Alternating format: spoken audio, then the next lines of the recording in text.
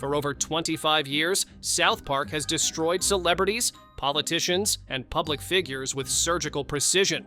But while some laughed off their animated humiliation, others had their careers, reputations, and even their mental health shattered by Matt Stone and Trey Parker's merciless satire. Today, we're counting down the people who were most brutally hurt by South Park, and some of these stories might shock you. In Stanley's Cup, South Park introduced us to Nelson, a young hockey player with leukemia whose life literally depended on his team winning their big game. What made this character's fate so heartbreaking wasn't just that he died. It's that the episode followed every sports movie trope perfectly, building hope that maybe, just maybe, this innocent kid would get his miracle. Instead, South Park delivered one of its cruelest punchlines ever. Nelson's team gets absolutely demolished by the Detroit Red Wings, and the episode ends with the devastating words, "No hope, no hope." Even by South Park standards, watching a terminally ill child die because his 9-year-old coach couldn't beat professional hockey players crossed lines that left fans genuinely disturbed. Ed Sheeran might be one of the world's biggest pop stars now, but South Park nearly destroyed his childhood. The Ginger Kids episode didn't just mock red-haired people, it created a cultural phenomenon that turned Sheeran's school years into a living nightmare. After the episode aired, ginger-haired kids everywhere became targets for bullying, with classmates constantly quoting Cartman's vicious lines about gingers having no souls. Sheeran later revealed that the episode ruined his life during his teenage years, as he faced relentless mockery purely because of his hair color. The irony? Sheeran eventually became such a massive success that he now says he'd love to voice himself on South Park. But the damage was already done. An entire generation of red-haired kids suffered because of one episode's impact on popular culture. Carlos Mencia thought he was safe from South Park's wrath until the Fish Sticks episode turned him into Kanye West's punching bag. The episode portrayed Mencia as a joke-stealing hack who gets kidnapped and brutally beaten by Kanye over the Fish Sticks gag. But here's where fiction became reality. The episode's portrayal of Mencia as a joke thief wasn't just comedy.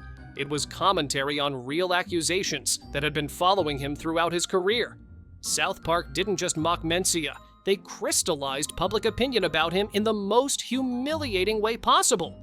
Mencia later admitted that while he initially found the episode funny, he didn't anticipate the visceral reaction from people. The animated beating he received became symbolic of his career's downfall, as the joke-stealing narrative became permanently attached to his reputation. In Stupid Spoiled Whore video playset, South Park didn't just mock Paris Hilton, they created one of the most disturbing celebrity takedowns in the show's history. The episode portrayed her as a walking disease, literally having a whore-off with Mr. Slave that ended with her being inserted into someone's rectum. What really devastated Hilton wasn't just the sexual humiliation, it was watching her beloved dog Tinkerbell get shot in the episode. She later wrote in her memoir that seeing her pet killed made her feel physically sick. The episode's portrayal was so vicious that even Matt Stone seemed to acknowledge they'd gone too far, though he twisted the knife further by suggesting her calm response proved how messed up she was. When South Park targeted the reality TV phenomenon in Raising the Bar, they chose their victims carefully. Honey Boo Boo and her mother, Mama June, weren't just mocked, they were dehumanized, literally compared to pigs in one of the episode's most savage sequences. The show portrayed them as food-obsessed, ignorant stereotypes, with Honey Boo Boo's diet consisting of sketty and butter while drinking Red Bull and Mountain Dew. But the most brutal moment came when they visited a farm to choose a pig, not to eat, but to replace Honey Boo Boo's hurt feelings with a pig's heart. Mama June's response revealed how deeply the portrayal stung. Despite being a reality TV personality who lived for attention, she told TMZ it wasn't a show she'd want to be on. When someone whose career depends on publicity turns down attention, you know the wound runs deep. Trapped in the Closet didn't just mock Tom Cruise, it declared war on Scientology itself.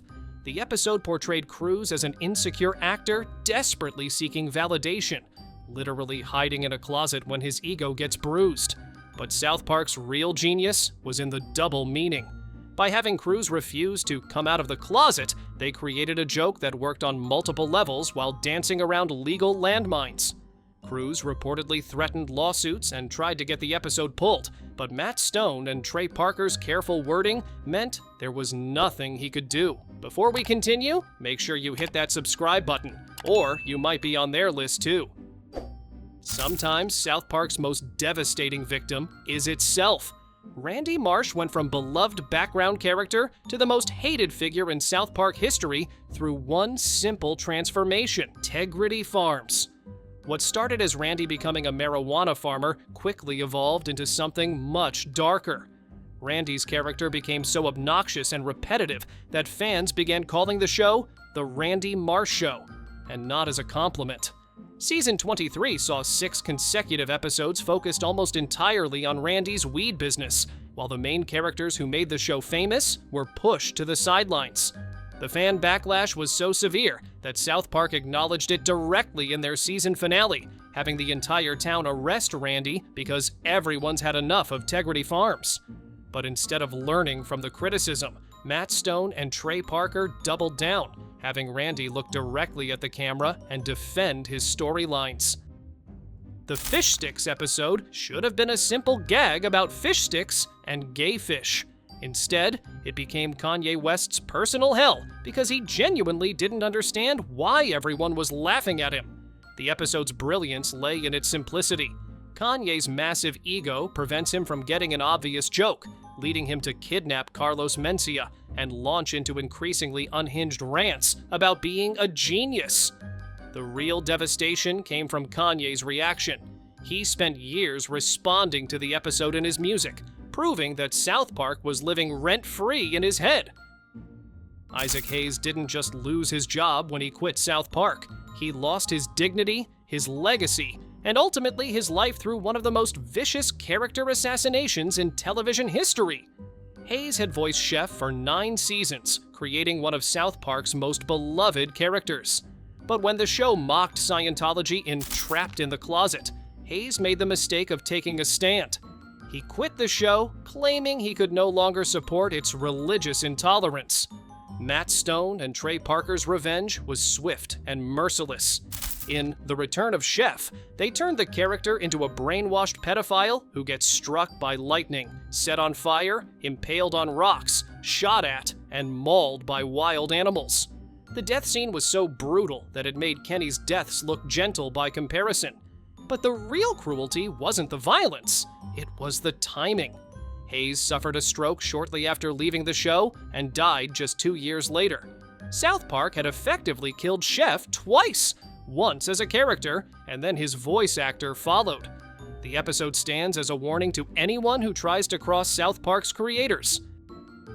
No one has been more consistently and devastatingly hurt by South Park than Donald Trump. But the most brutal takedown came in the recent episode Sermon on the Mount, where South Park didn't just mock Trump. They exposed him as a fraud who betrays his own supporters. The episode portrayed Trump exactly like Saddam Hussein from the South Park movie, complete with the same animation style and voice. But the real devastation came from showing Trump in bed with Satan, literally selling his soul while his supporters suffer. The episode featured Trump's penis 5 times, including a photorealistic version, while a voiceover declared, "His penis is teeny tiny, but his love for us is large." What made this particularly brutal was the timing. The episode aired just as Trump was facing massive legal troubles and criticism for various controversies. South Park didn't just pile on. They created a comprehensive character assassination that portrayed him as a pathetic, evil figure who destroys everything he touches. The episode's impact was immediate. The White House called South Park uninspired and desperate, but their angry response only proved that South Park had drawn blood. Trump's team clearly watched the episode, meaning they saw every humiliating second of their boss being portrayed as Satan's plaything. What did you think of our list? Which South Park victim do you think was hurt the most? Let us know in the comments below, and don't forget to subscribe for more deep dives into the dark side of your favorite shows.